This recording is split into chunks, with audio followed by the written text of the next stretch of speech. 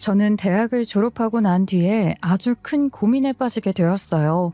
물론 대부분의 학생들이 그런 생각을 하겠지만요. 취업이라는 것을 하긴 해야 하는데 정말 취업을 할 수 있는 자리가 마땅치 않더라고요. 뉴스에서 떠들던 취업난이 어쩌고, 요즘 젊은 세대들의 미래가 불확실하고 어쩌고 하는 것들이 체감이 확 되더라니까요. 제가 내노라 하는 대학을 나온 것도 아니었고 다른 동년배들과 달리 내세울 수 있는 특별한 무언가가 있는 것도 아니었고요. 그냥 평범 그 극치였거든요. 대학 생활 또한 술 먹고 노느라 개차반처럼 했던지라 성적이 우수했던 것도 아니고 교내 포트폴리오가 준비된 것도 아니라서 내세울 게 하나도 없었죠. 중고등학교 시절에 같이 놀던 다른 친구들은 하나둘 취업을 했다는 이야기가 들리는데 저만 이상하게 자리가 없는 건지 뭔지 늘 불합격이라는 통보만 받는 것입니다. 저희 부모님께서도 제가 너무 스트레스 받아 하니까 마음을 조급하게 먹지 말라고 하긴 하셨지만 제가 집에서 1년째 놀기 시작했을 때부터는 슬슬 걱정을 하시는 것 같더라고요. 친구들은 죄다 어디 중소기업이라도 몸 구겨 넣어 취업을 했는데 저만 아르바이트 인생으로 살 수는 없는 일이잖아요. 이렇게 내내 이력서만 들여다보고 살 수는 없을 것 같아요. 안 되겠어요. 취업 경쟁력이라도 높여야 할 것 같으니 자격증이라도 따야겠어요. 학원 등록할 때니 자격증 딸 비용만 조금 보태주시면 안 될까요? 제가 영영 이렇게 집에서 백수로 놀고 먹을 수는 없잖아요.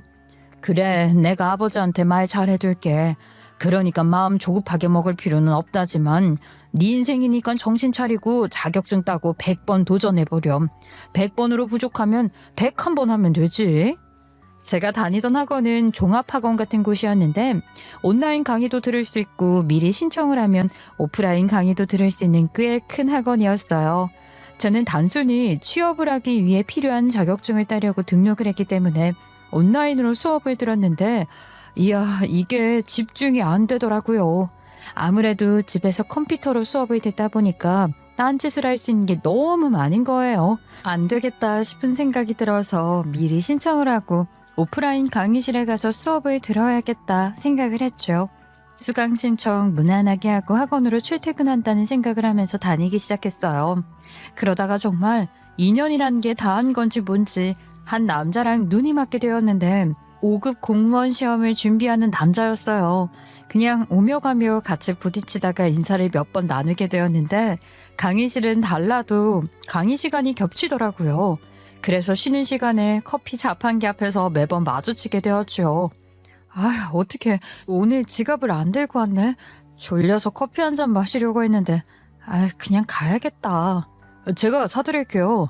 왔다 갔다 하는 것도 번거로울 텐데 다음에 저한테 커피 한 잔 사주시면 되죠.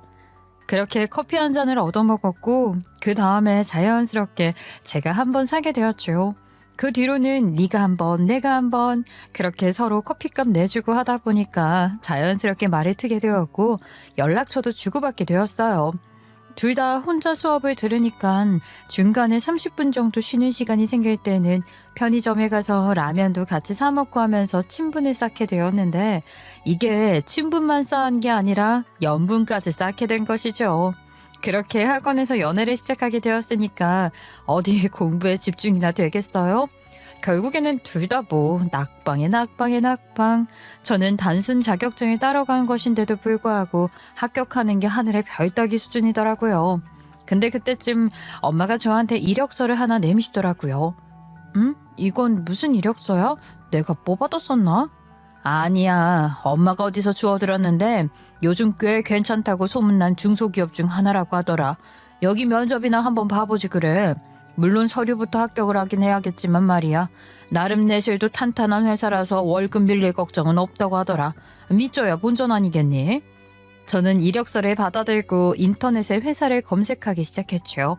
처음 듣는 회사였지만 우리나라에 중소기업이 어디 한두 개겠어요? 구인구직 사이트에도 올라와 있었고 평점 자체도 나쁘지 않았어요. 엄마 말대로 믿져야 본전이니까 이력서 한번 내보자는 심산으로 제출을 하게 되었죠. 그런데 1차 서류에서 합격을 했다는 연락이 오더라고요. 면접을 준비해서 갔는데 무난하게 잘 본 것 같은 느낌이 들더니만 정말로 2차 면접까지 합격을 했다는 겁니다. 자격증 하나 없어서 걱정하긴 했는데 격리직에 떡하니 붙은 거죠.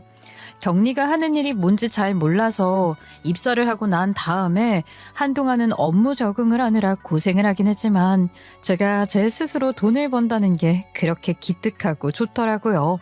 제 직장이 생겼다는 게 너무나도 행복했죠. 그때 저랑 같이 학원을 다니면서 연분을 쌓은 예비신랑은 여전히 행정고시를 준비하고 있었는데 이게 워낙 경쟁률도 경쟁률이고 시험이 빡빡하다 보니까 잘 풀리지가 않아서 엄청나게 스트레스를 받아야 했어요. 저랑 데이트를 할 시간조차도 쪼개서 공부를 해야 했으니까요. 제 마음이 너무나도 안타까웠다고나 할까요?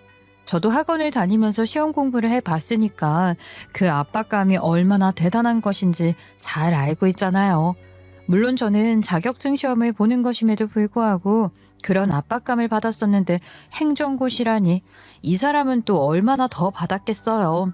그러니까 저도 은근히 기분을 살피고 조심을 하면서 눈치를 보게 되었죠. 저는 시험 공부를 하는 예비신랑의 뒷바라지를 제대로 해봐야겠다 싶었어요. 회사를 다니는 시간에는 이 사람이 공부를 하고 수업을 들을 시간이니까 연락을 아예 하지 않았고요. 제가 퇴근을 하고 난 다음에는 학원 앞으로 가서 밥 사 먹이고 학원에 다시 자습을 하러 가면 저는 집으로 돌아와 그때부터 행정고시에 관한 자료들을 찾아보기 시작했어요. 인터넷 기사들을 뒤져보면서 현재 우리나라에 대한 문제부터 시작을 해서 면접 준비에 관련된 내용을 파악해서 정리까지 다 한 다음에 예비신랑에게 보내주곤 했죠. 그 일을 매일매일 반복했어요. 한마디로 내조의 여왕이 되기로 결심했다고나 할까요?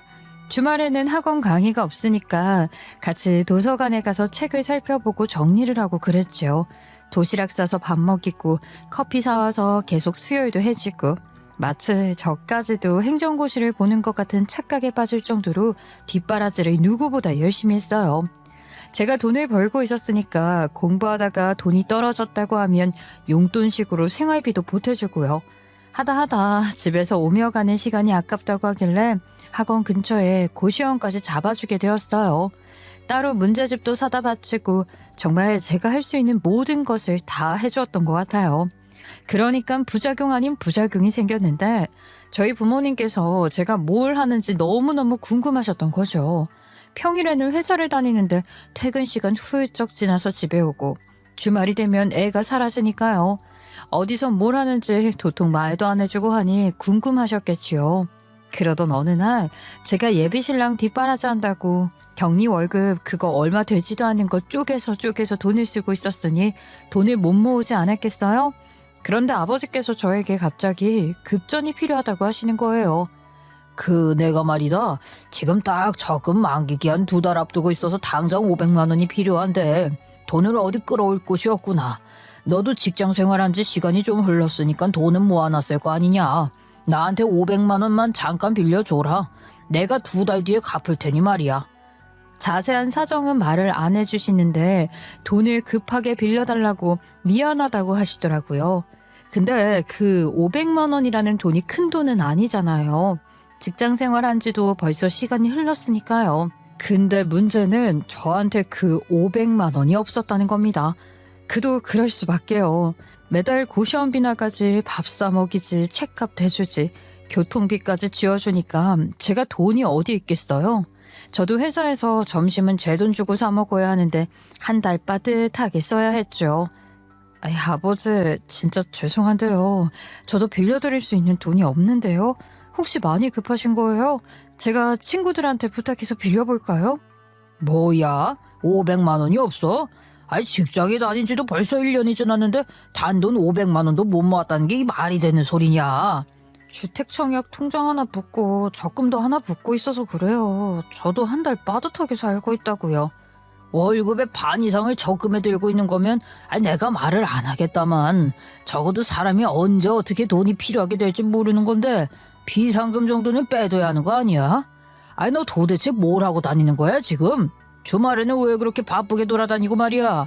혹시 너 어디 이상한 데 빠져서 돈 쏟아붓고 있고 그런 거 아니지? 사실은 제가 만나는 사람이 있는데요. 그 사람이 행정고시 준비를 하고 있거든요. 머리가 워낙 똑똑해서 공부 하나는 기가 막히게 잘하니까 조금 더 노력하면 시험에 합격할 수 있을 것 같아서요. 제가 뒷바라지를 조금 해주고 있어요. 시험에 합격만 딱 하면 저에게 결혼하자고 했거든요. 조금만 믿고 기다려주시면 안 될까요? 뭐라고? 아이고 답답하 기가 막힌다 아주. 지금 그럼 그 남자친구인지 뭔지 하는 놈 뒷바라지한다고 월급을 다 쓰고 있다는 거야? 에이 그 정신 하나 못 차리고 밑 빠진 독에 물 붓고 앉아있네. 공부한 지 얼마나 됐는데 그게 뭐 쉬운 일인 줄 알아? 내가 요즘 너 뭐 하고 돌아다니는 건지 캐봐야겠다 싶어서 그런 거다. 아니 내가 500만 원도 없겠냐? 진짜 돈이 없어서 그런 게 아니라 네가 하도 수상하게 행동을 하니까 떠보려고 그런 거다. 그냥 믿고 기다려주시면 되지 뭘 떠보기까지. 아니 제가 허튼 짓 하는 건 아니고요. 사랑하는 사람 뒷바라지 하는 건데 왜 그러세요? 저한테 결혼하자고 했다고요. 화장실 들어가기 전이랑 나올 때랑 마음이 다른 법인데 그거를 몰라? 주말에 하도 바쁘게 돌아다니길래 뭘 하나 했더니만 노는 것 같지는 않은데 왜 저렇게 바쁠까 싶어서 말이다.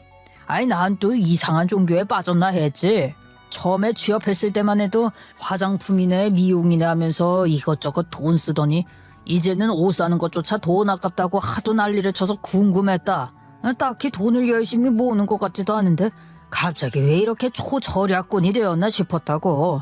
혹시나 해서 떠본 건데 아주 그냥 월척이 걸렸네. 저희 아버지가 또 잔소리를 한번 시작하면 멈출 줄 모르시는 분이거든요. 물론 딸내미 바른 길로 인도하겠다는 마음이 크신 건 알겠지만 저도 성인이잖아요. 그냥 고개 푹 숙이고 잔소리를 한 귀로 듣고 한 귀로 흘리고 있는데 엄마가 아버지를 말리시더라고요. 아유 잔소리 당신은 뭐 그리 크게 달랐었어요? 당신도 개뿔 가진 거 없어서 저기 밑바닥부터 기술 배운다고 난리칠 때 내가 하나하나 뒷바라지 했었던 거 그거 다 까먹었냐고요. 아니 갑자기 그 이야기가 왜 나와? 나랑 당신이랑은 운명이었으니까 달라도 한참 다른. 운명은 무슨. 여보 그냥 우리 애가 알아서 하게 내버려 두어요.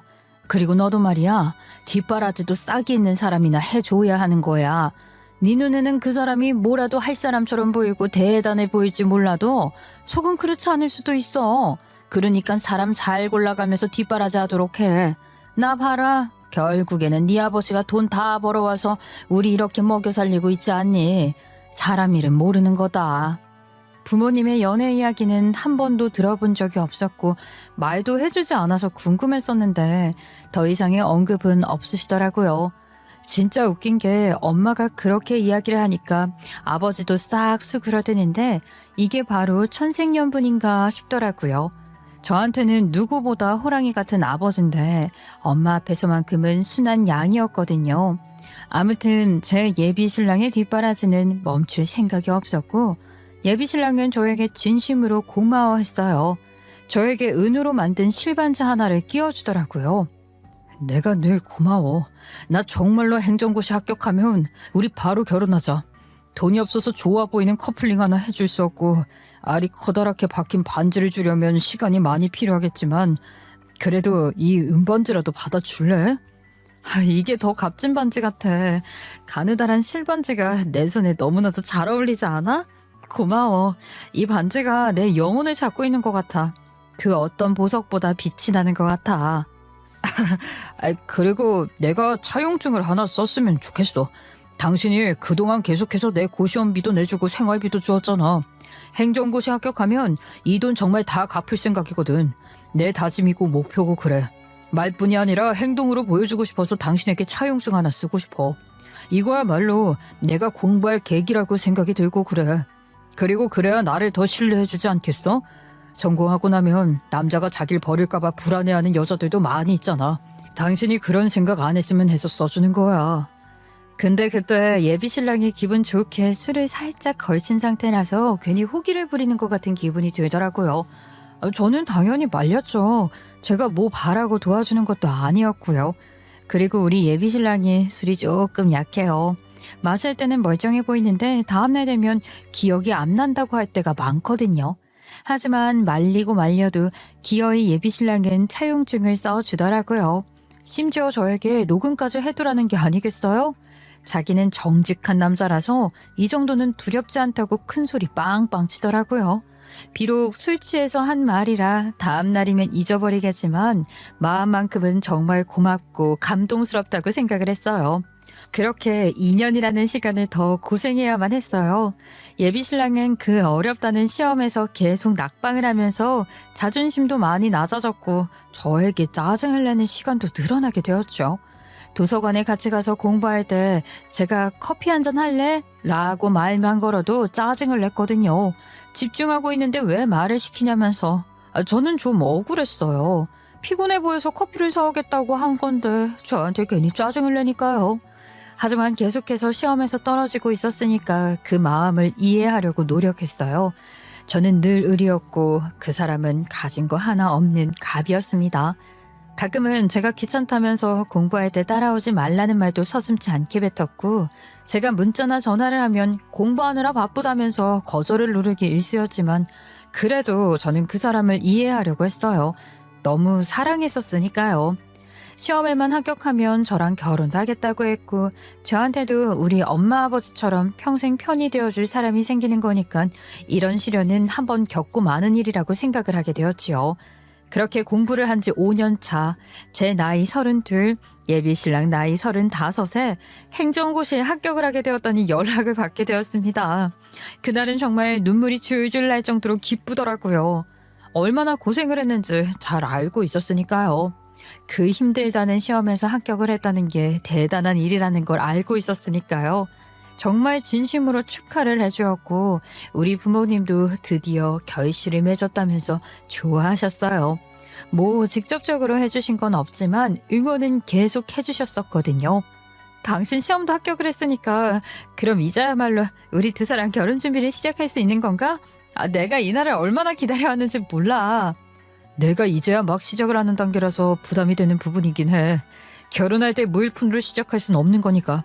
하지만 내가 뱉은 말이 있으니까. 원래 결혼의 시작은 양가에서 도움을 받는 거랬어. 나도 그동안 알뜰하게 적금 부어둔 거 있고 당신 실무 들어가기 전까지 시간이 좀 걸리니까 그동안 결혼 준비하면 딱이지 않을까? 제 나이도 나이였고 뒷바라지를 한 시간도 있었잖아요. 몇 년 동안 쉼 없이 이 사람을 위해서 저도 같이 공부를 하고 돈을 쏟아붓고 그랬는데 이제 와서 결혼 못하겠다고 하면 제 시간만 버리게 되는 거 아니겠어요? 저도 오기가 생겨서 무조건 결혼을 해야겠다고 생각을 했고 원래 공무원 시험 합격한다고 해서 바로 발령이 나는 게 아니라고 하더라고요. 발령대기라는 게 있대요. 그러니까 그 시간에 할 게 없으니까 결혼 준비를 하면 딱일 거라고 생각을 하게 되었죠. 시간을 알뜰하게 쪼개었으면 서로 좋은 거니까 지체하지 말고 양가에 인사를 드리러 가자고 했습니다. 근데 이 인간이 뜨뜨미지근하게 구는 게 아니겠어요? 저는 은근히 불안해졌어요. 저는 마음 바뀌기 전에 이 남자와 결혼을 확실시해야 한다고 생각을 하게 되었어요. 솔직히 말을 하면 시험 합격하고 나서 친구들이랑 술 마신다, 학원 사람들이랑 축하 파티한다 하면서 자꾸 제 연락도 받지 않고 그러는 게 불안하긴 했거든요.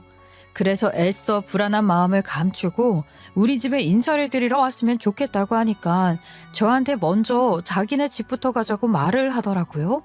일단 인사를 드린다는 것 자체가 한 발 앞으로 가는 거라 생각을 했어서 어느 집에 먼저 가는 게 뭐 대단한 일이겠냐 싶어서 알겠다고 하고 예비시댁에 인사를 드리러 갔어요. 첫 인사를 드리러 가는 건데 그냥 가는 건 아니라고 해서 좋은 술이랑 고기랑 잔뜩 사들고 인사를 드리러 가게 되었지요. 근데 예비 시어머니가 현관문을 딱 열자마자 저를 위아래로 훑어보더니만 되게 마음에 안 든다는 말투로 말을 하시더라고요. 저는 일부러 더 살갑게 보이기 위해 웃음을 방실방실 달고 말을 했죠. 들어와요. 뭘 이렇게 번잡스럽게 양손에 주렁주렁 달고 왔어? 첫인사 드리러 온 건데 이 정도는 당연히 준비해야죠. 이건 제가 준비한 선물입니다. 뭐야, 이거 술이야? 아유, 우리 남편이 간이 별로 안 좋은데 술을 사오면 어떡해. 이건 뭐 구경이나 하란 소리인지. 아니, 그걸 제가 어떻게 알겠어요? 제가 술 선물을 산다고 했을 때 예비신랑이 미리 저한테 언지를 줬던 것도 아닌데 말이죠. 제가 독심술을 쓰는 사람도 아니고 한 번도 뵌 적 없는 예비 시부가 간이 나쁜지 좋은지 그런 걸 어떻게 알겠냐고요. 대부분 중년 남성들이 술 선물해드리면 좋아하시니까 대중적으로 준비를 했을 뿐인데 말이죠. 이건 뭐야? 소고기야? 미국산 소 사온 거 아니지? 제가 마장동에서 직접 구매한 한우예요. 여기 보시면 한우 인증마크 달려 있잖아요. 딱 봐도 마블링이 별로인 게 한우가 아닌 것 같은데 말이야. 아니 마장동 거기는 믿을만 하냐? 어디서 사기 맞은 건 아니고? 보통 첫 만남에 인사드리러 간 자리에서 선물 가지고 트집을 잡는 게 맞는 일인가 싶더라고요.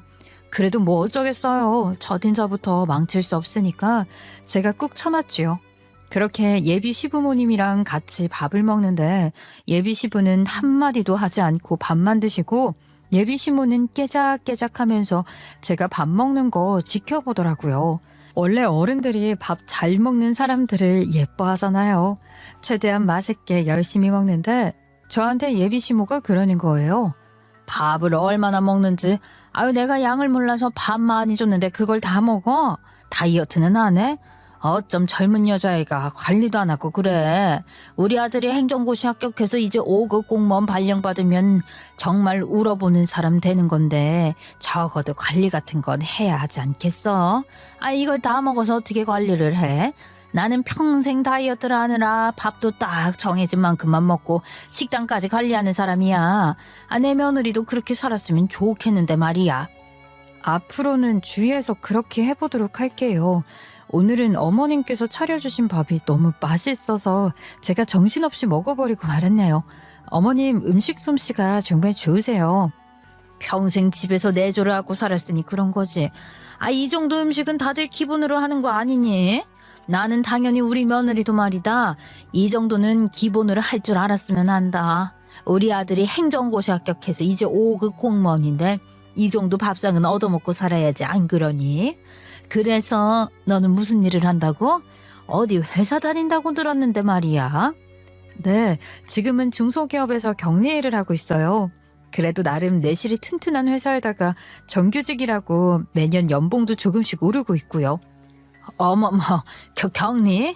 격리는 그냥 사무실에서 잡일이나 하고 커피나 타오는 사람 아니니? 아니, 우리 아들이 행정고시 합격한 5급 공무원인데 격리 일을 하고 있다고? 예, 너 일 그만둘 생각은 없니? 어디서 말도 안 되는 회사 다니는 것보다야 내조를 하는 게 훨씬 낫겠다 싶구나. 당연히 이이에게 내주가 필요하다면 언제든지 그만둘 생각도 하고 있습니다. 제가 옆에서 많이 도와줘야 한다면 말이죠. 사실 일을 그만둘 생각이 강하게 있었던 건 아닌데 그렇게 대답을 해야 할 것 같았어요. 솔직히 그렇잖아요. 시어머니도 평생 내조만 해온 사람이라고 했고 우리 엄마도 내조만 했던 사람이니까 그런 걸 바랄 거라고 생각을 했던 거죠. 하지만 이건 시어머니가 원하는 대답이 아니었나 봐요.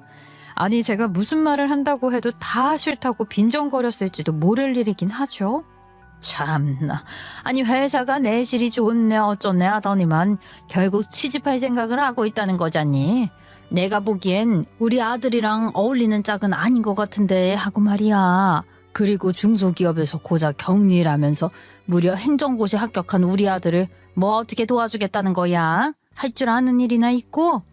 제가 당황해서 얼굴까지 빨개졌는데 예비 신랑이 글쎄 묵묵히 밥을 먹고 있는 거예요.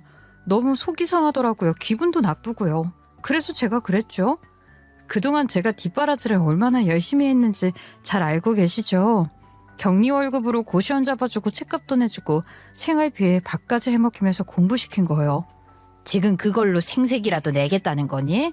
그래봐야 뭐 얼마나 들었다고. 아이 그래서 지금 그거 보상이라도 받아야겠다는 심산으로 결혼을 하겠다는 거야? 아유 속도 참 좁다. 돌려받을 수 있다면 얼마든지 받고 싶죠. 하지만 그 시간 동안 제가 대가를 바라고 그런 게 아니라 정말 사랑해서 한 행동이었습니다. 내조라는 거 필요하면 할 수 있어요. 얼마든지요. 제가 밖에서 일을 하는 게 내조라면 그것도 열심히 할 수 있습니다. 그 말에 시어머니가 입 싹 다물고 밥 먹더니만 저한테 더 이상 궁금한 게 없다고 가보라고 하더라고요. 이게 웬 축객령인지 정말 예의도 없는 사람들이다. 아들 가진 유세를 너무 떤다고 생각했어요. 첫 만남은 정말 뭐 하나 제대로 이야기를 나눈 게 없이 끝이 나게 되었습니다. 근데 그 뒤로 또 예비 신랑이랑 연락이 뜸해졌고 저는 점점 더 불안해지기 시작했어요. 제 나이가 32살인데 지금 만약 헤어지면 내 20대 청춘에 뒷바라지한 시간도 아깝고 새로운 사람을 만나서 다시 연애를 하고 결혼을 할 준비를 해야 한다는 게 미치게 불안하고 힘들게 느껴지는 게 아니겠어요? 저는 그때부터 예비 신랑에게 조르기 시작했어요. 우리 집에도 인사를 드리러 오라고 말이죠.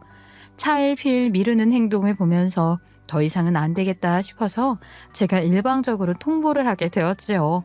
그리고 그 다음날 일이 터져버렸습니다. 저희 회사가 아주 조금 특이한 문화가 있는데 한 달에 한 번 우리 회사 대표, 그러니까 회장님 나이가 딱 80이신데 회사 사찰을 도시거든요.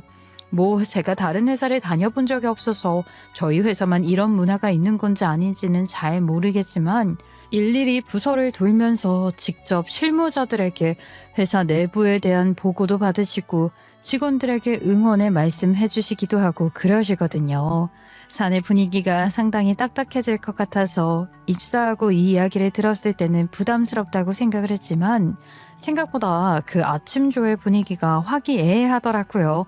보고를 받는다고 해서 직원들에게 꾸지람을 한다거나 더 성과를 내라는 잔소리를 하는 게 아니라 정말 앞으로 더 잘할 수 있을 거라고 용기를 주셨거든요. 회장님이 나이도 많으신데 참 깨어있는 생각을 하시는 분이다 하고 생각을 하게 되었어요. 제 마음 안에서도 회사 오너에 대한 인식이 조금 바뀌었다고나 할까요? 정말 대단하신 분이셨어요. 근데 딱 회장님께서 아침에 일일이 부서 도는 날이었어요. 그날 아침에 조금이라도 깔끔하게 보이고 싶어서 책상을 정리하고 업무를 보고 있었단 말이죠. 보통 부서들 순회를 11시쯤 하시는데 그즈음 돼서 우리 부서 파티션 너머로 발소리가 막 들리는 거예요. 회장님이 오셨나 싶었는데 발소리가 점잖은 게 아니라 조금 쿵쾅쿵쾅하는 소리였죠. 뭐지? 싶어서 보는데 정말 기겁을 할 뻔했지 뭐예요. 분명히 그 사람은 예비 시어머니였어요. 제가 깜짝 놀라서 우뚝 서서 가만히 망부석처럼 있었는데 예비 시어머니가 씩씩거리면서 오더니만 저한테 핸드백을 확 던지는 게 아니겠어요? 그 가죽으로 된 무거운 핸드백이 날아오는 위치가 제 머리통 쪽이었거든요. 근데 사람이 순간 딱 저도 모르게 초인적으로 몸이 움직이는 그런 순발력이라는 게 있다지 않겠어요? 제가 순발력 있게 맞지 않고 날아오는 그 핸드백을 딱 잡아 낚아채버리니까 예비 시어머니도 황당하다는 듯이 저를 보더니만 제가 뭐 움직일 틈도 없이 제 앞으로 달려와서 뺨을 확 치는 거예요. 저는 예비 시어머니가 왜 제 회사에 찾아왔는지 이해도 안 되는 상황에서 갑자기 뺨까지 치니까 화가 나서 소리를 질렀어요. 지금 저희 회사까지 찾아오셔서 이게 뭐 하는 짓이에요? 아니, 가만히 업무 준비하는 사람에게 와서 다짜고짜 뺨을 왜 날리세요? 제가 뭘 어쨌다고요? 이게 뭐 하는 짓이냐고?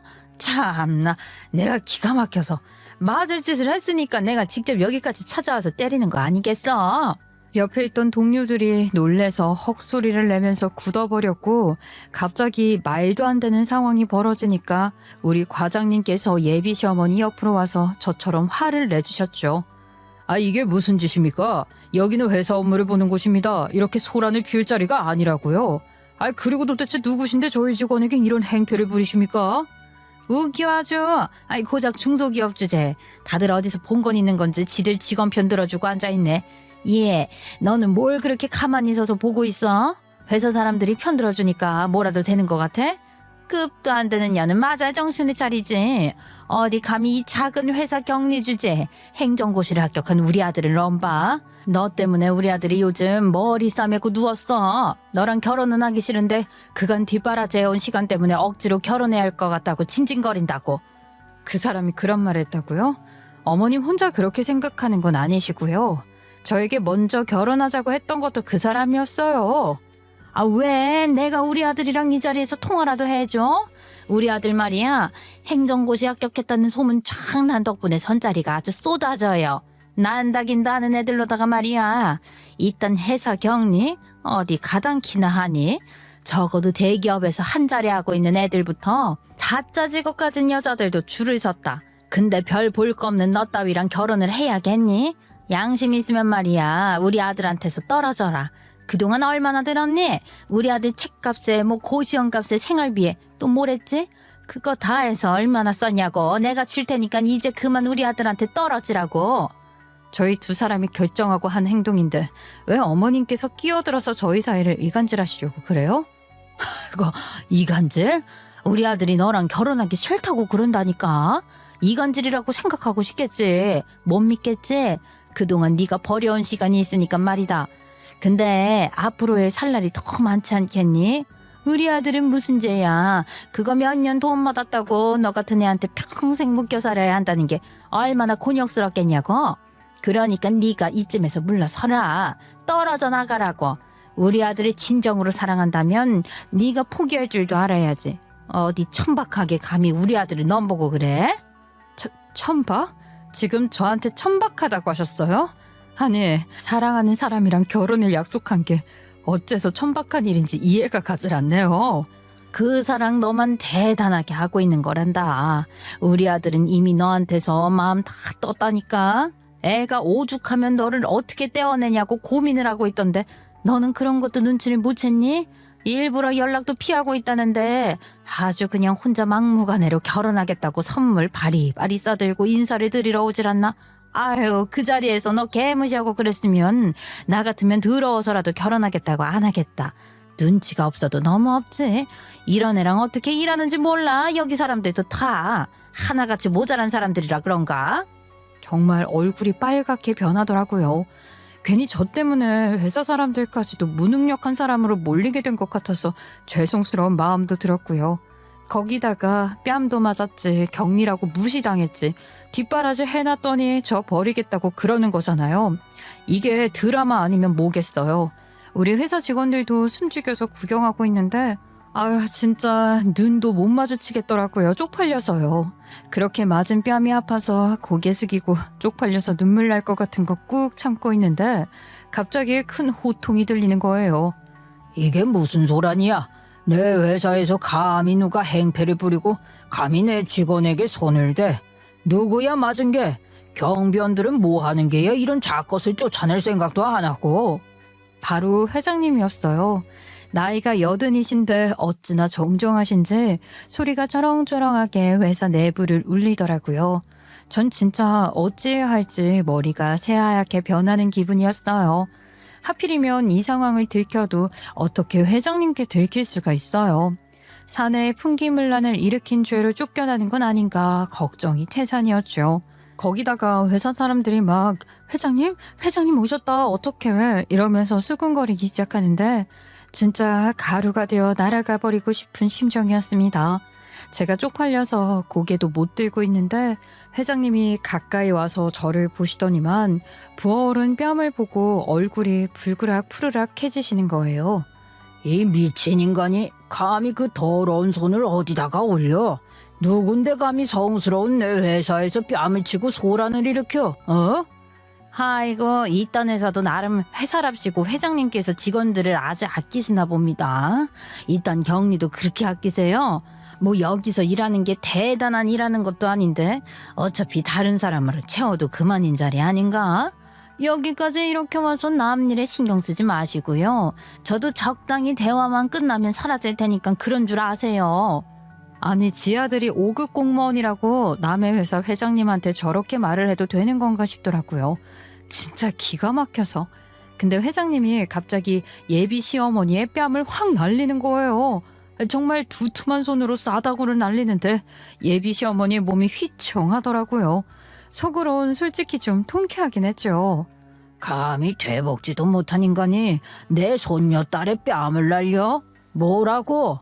너희 집 아들이 행정고시 합격해서 우리 손녀랑은 급이 안 맞아. 이게 미쳤나? 어디 감히 행정고시 합격한 놈이 회장 손녀딸을 넘봐. 급이 안 되는 게 누군데 지금 적반하장이야. 저도 깜짝 놀랐죠. 제가 누구 손녀라고요? 잉? 사람들도 이게 무슨 소리인가 하고 있었죠. 혹시 회장님께서 제가 곤란할까봐 일부러 손녀딸이라고 거짓말을 해주시는 건가 싶어서 저는 입을 꾹 다물고 있었어요. 회장님은 정말 진심으로 화가 난 사람처럼 열을 내고 있었죠. 아니 놓친 애가 노망이 났나? 이러니까 중소기업을 못 벗어났지. 당신이 뭔데 지금 내 뺨을 때리고 그래? 손녀딸? 아주 기가 찬다 기가 차. 너같이 손녀딸을 격리직에다가 내버려두어 어디 이사 자리 하나 떡하니 차지하고 있으면 몰라도 놓친네 그 두꺼운 손으로 내 뺨친 거 아주 고소를 하겠으니 그런 줄 아셔. 그러더니만 예비 시어머니가 정말로 경찰을 부른 게 아니겠어요? 적반하장도 유분수지.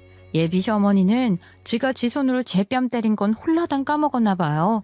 제가 먼저 맞았으니까 경찰서에 가서 우리 회장님을 제대로 변호해드려야겠다 생각을 했죠.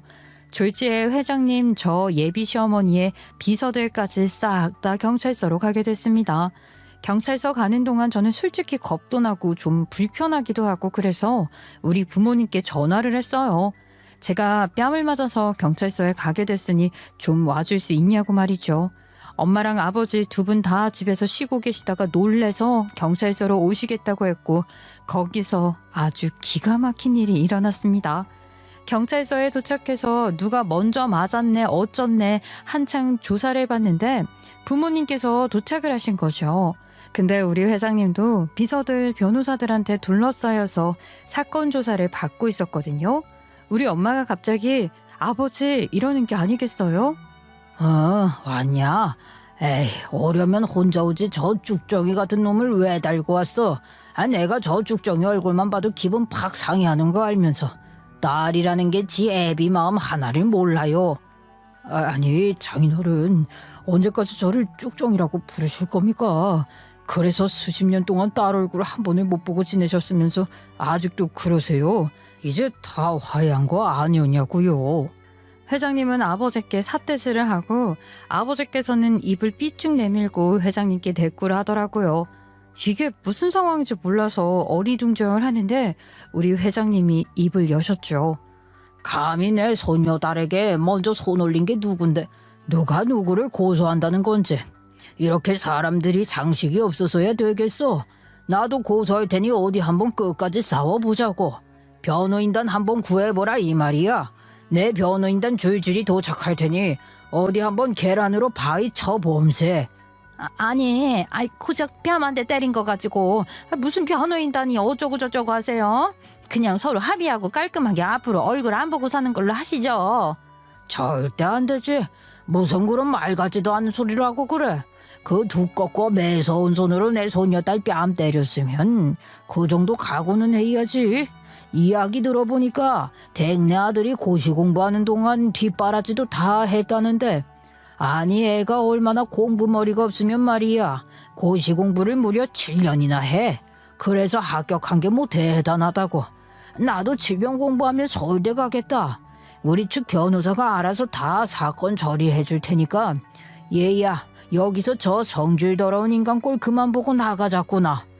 저도 이미 사건 조사에 관한 진술서는 다 작성을 한 뒤라서 쿨하게 일어나시는 회장님의 뒤를 따라 일단 나왔죠. 그리고는 이 혼란스러운 상황에 대한 설명을 해달라고 부모님께 부탁을 드렸어요. 저는 이 상황이 하나도 이해가 안 됐거든요. 엄마, 무슨 어릴 적에 헤어진 가족을 다시 찾은 거야? 아니면 갑자기 회장님이 왜 아버지이고 나를 손녀라 부르고 그래? 엄마랑 아빠가 어떻게 회장님이랑 아는 사이인 거냐고. 나한테는 그런 말 한 번도 없었잖아. 그리고 나 어릴 때부터 외가는 없는 집이라고 한 번은 안 갔으면서 갑자기 아버지? 우리 외할아버지가 회장님이었다는 걸 말이에요. 어떻게 그걸 모를 수가 있냐 궁금하시죠? 진짜 저도 엄마랑 아버지께 깜짝 카메라 같은 거 당하는 줄 알았어요. 생각해보면 우리 집은 좀 특이했어요. 친할아버지, 친할머니는 있는데 외할머니, 외할아버지는 없었거든요. 그렇다고 우리 엄마가 고아였냐? 그것도 아니었어요. 왜냐면 엄마 어릴 적 사진을 봤을 때 외할머니, 외할아버지가 있었거든요. 그러니까 우리 엄마가 천의 고아는 아니다 이 말인 거죠. 거기다가 돌아가신 것도 아니었어요. 왜냐면 등본을 떼면 나오잖아요. 분명히 등본상에는 아직 살아계시다 하고 떴다 이거죠. 물론 제 거에서는 안 나오는데 우리 엄마 등본에서 본 적이 있었거든요. 회장님 이름이랑 외할아버지 이름이 같다는 건 알고 있었어요. 근데 이름이 정말 흔한 이름이셨거든요. 저희 성도 뭐 특이한 게 아니라 지천에 널린 성이라서 그냥 동명이인이구나 하고 말았어요. 근데 웃긴 게 저는 단 한 번도 우리 외가 사람들의 얼굴을 실물로 마주한 적이 없었거든요. 그러니까 애초에 외할아버지에 대한 관심이 없었고 회장님을 본다 한들 핏줄이 당긴다거나 아니면 저분이 우리 할아버지랑 이름이 같던데 혹시 하는 의심조차 하지 않았어요. 그냥 제 인생에 없는 가족이나 다름없었으니까요. 어릴 때 봤을지는 모르겠는데 기억조차 없는 시절이니까 모를 일이고요. 제가 기억이 남아있는 시점부터는 글쎄요. 단 한 번도 마주친 적이 없었던 것 같거든요. 다 커서 궁금해서 물어본 적이 있었어요. 엄마, 지난번에 엄마가 뗀 서류에서 봤는데 우리 외조부모님이 살아계신 것 같은데 연락도 한 번 안 하고 얼굴도 한 번 안 보고 사는 거야? 엄마랑 뭐 말 못할 사정이라도 있어? 근데 그 말에 우리 엄마가 냅다 울기 시작하시더라고요. 저는 너무 당황했죠. 에휴, 부모님 얘기만 나오면 이렇게 눈물을 펑펑 쏟아내고 그래. 아이, 그게 언제적 일인데. 예, 다 사정이 있어서 그런 거니까 궁금해하지 않았으면 좋겠구나. 네 엄마한테는 큰 상처나 다름없는 일이거든. 그러니까 우리 서로 조금만 조심하자. 그렇게 말을 하면 당연히 더 궁금한 법이지만 엄마의 눈물을 보고 마음을 고쳐먹었죠. 거기다가 우리 아빠는 평생 엄마만 바라보고 산 사람이고 엄마를 중심으로 세상이 돌아가는 사람이었기 때문에 더 물어볼 수도 없었고요. 저희 아버지가 화를 내면 진짜 무서우시거든요. 항상 엄마랑 관련된 일에서만 화를 내셨고요. 보통 내리사랑이라 자식이 더 이쁜 법이라는데 저희 집 이야기와는 거리가 멀었죠. 아무튼 경찰서 앞에서 듣게 된 이야기는 충격적이었습니다. 우리 엄마가 일찍이 결혼을 했는데 그게 거의 야반 도주급 결혼이었다고 하더라고요. 엄마랑 아빠가 운명을 느끼고 결혼을 약속했는데 네 외조부님이 엄청나게 반대를 하셨지. 아니, 나이도 어린데다가 더 빵빵한 곳에 시집 보낼 거라고. 아무것도 없는 쭉정이가 내 딸을 데려간다는데 그거 당연한 거 아니냐. 그때 네가 뭘 할 줄 알았어. 군대 막 갔다 와서 뭐 해먹고 살지 고민하던 와중에 덜컥 혼전 임신했다고 하는데 내가 무슨 지원을 해줄 마음이 생기겠냐. 죽어도 안 된다고 반대했지. 아니, 저렇게 반대를 하시니까 어쩌겠니. 네 엄마가 안 보고 산다는데 네 할아버지 말에 그러던가 하고 집 나와서 나랑 살림을 차려버린 거지. 그 행동에 화가 나서 네 할아버지가 인연 끊자 하신 거고 서로 한 발만 양보했어도 이렇게 오랜 시간 단절은 안 됐을 텐데. 아이, 그놈의 자존심 때문에 서로 연락을 한 번을 안 하고 살았단다. 이놈이 결국 내가 한 수 줬고 들어갔잖냐. 나도 나이를 먹어서 그런지 궁금하긴 하더라고. 수소문을 하다가 내 손녀딸이 취업이 안 돼서 놀고 먹고 있다는 사실을 알게 됐고, 아이, 먼저 도움의 손길을 내밀면서 화해를 한 거지. 격리로 취직시켜주겠다고. 그래서 너한테 주라고 이력서도 뽑아준 게야.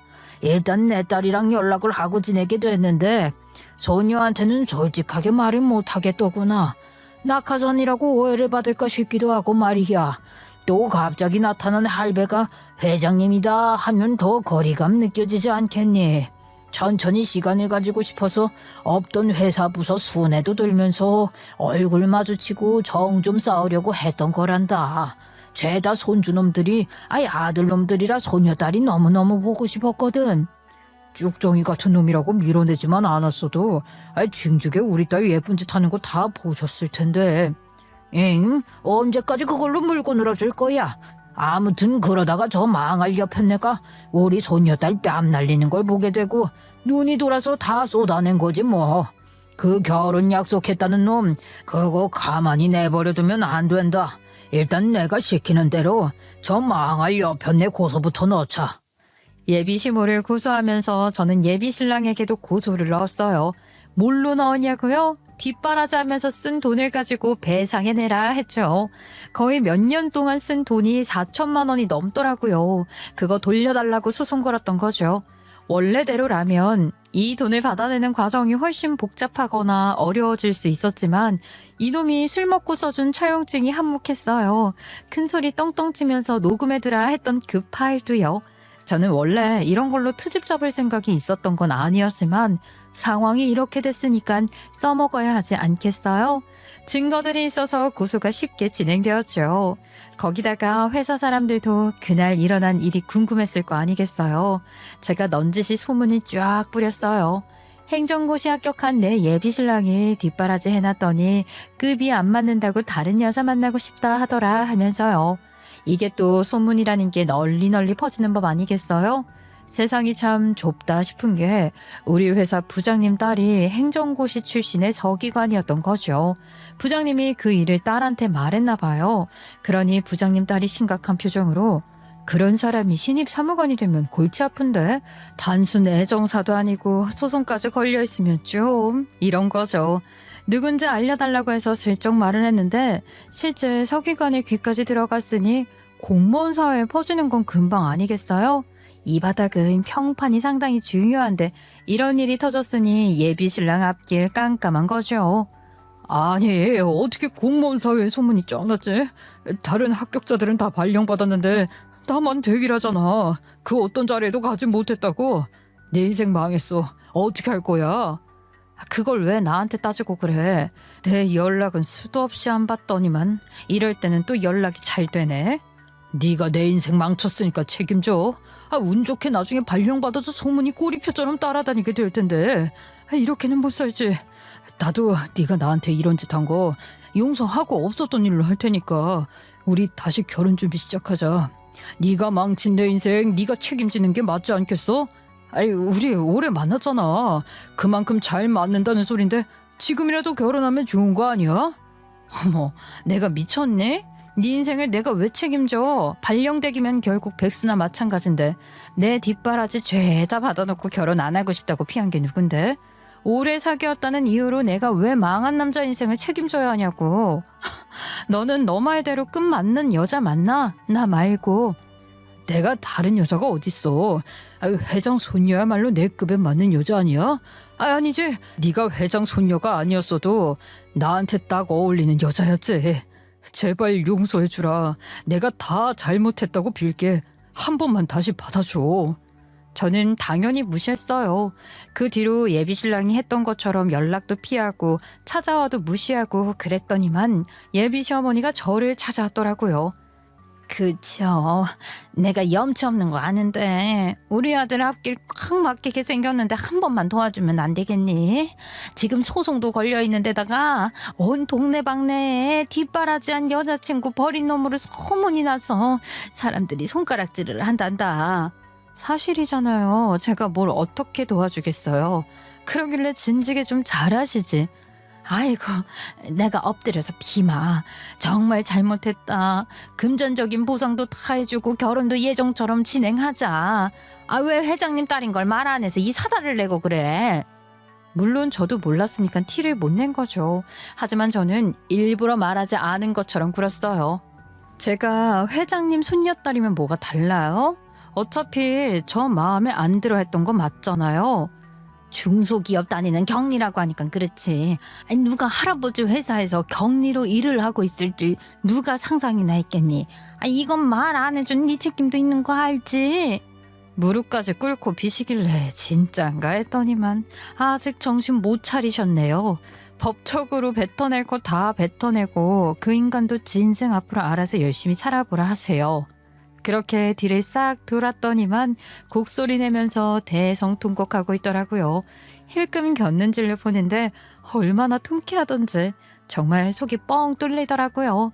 고소건 때문에 아직 서면으로 제출해야 할 서류들이 좀 남아있긴 하지만 할아버지께서 선임해 주신 변호사들이 무난하게 돈 다 받을 수 있을 거라대요.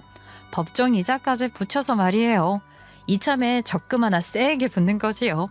할아버지랑은 아직 어색하고 회사에도 제가 손녀딸이라고 소문이 다 나서 좀 가시방석이긴 하지만 그래도 잘 버텨내보려고요. 제 직장이니까 말이죠. 사람들에게 진심이라는 건 통하지 않겠어요? 잘 버텨내고 이기면 제 능력 인정받을 수 있을 거라 생각합니다. 소문이 잠잠해질 때까지는 숨죽이고 살아야겠어요. 제 웃지 못할 별의별 이야기 들어주셔서 감사합니다.